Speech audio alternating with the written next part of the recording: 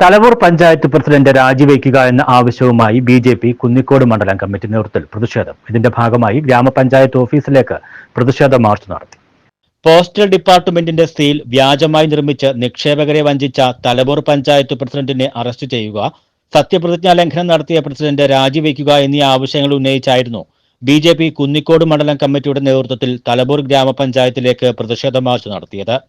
BJP. Kunnicode മണ്ഡലം president G. ബാഹുലയന്റെ അധ്യക്ഷതയിൽ നടന്ന പ്രതിഷേധ ധർണ ബി.ജെ.പി. മുൻ സംസ്ഥാന വക്താവ് അഡ്വക്കേറ്റ് നാരായണൻ നമ്പൂതിരി ഉദ്ഘാടനം ചെയ്തു. ഈ രാജ്യത്തിന്റെ ഭരണഘടന അനുവദിക്കുന്ന ഭരണഘടനയുടെ നിയന്ത്രണത്തിൽ നിന്നുകൊണ്ട് ഭരണഘടന അനുവദിക്കുന്ന കാര്യങ്ങൾ പാലിച്ചുകൊണ്ട് യാതൊരു പക്ഷഭേദവുമില്ലാതെ വ്യക്തി താൽപര്യങ്ങൾക്ക് അതീതമായി നിന്നുകൊണ്ട് ഈ നാട്ടിലെ ഏറ്റവും താഴെത്തട്ടിലുള്ള ജനങ്ങൾക്ക് വേണ്ടി നിലനിൽക്കും, അവർക്ക് വേണ്ടി പ്രവർത്തിക്കുമെന്നുള്ളതാണ്.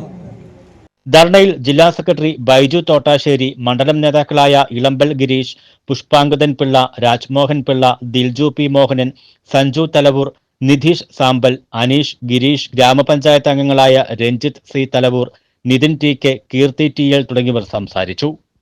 ന്യൂസ് ബ്യൂറോ, കൊല്ലം.